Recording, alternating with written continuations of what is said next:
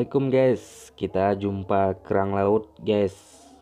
Waktu itu jumpanya di Aceh Selatan, Bapak Tuan ya. Ini bentuk kerang lautnya guys, sangat unik ya. Bisa dijadikan barang antik koleksi di rumah. Agak keimut-imutan nih guys ya. Bentuknya licin ya, agak seperti marmer atau keramik.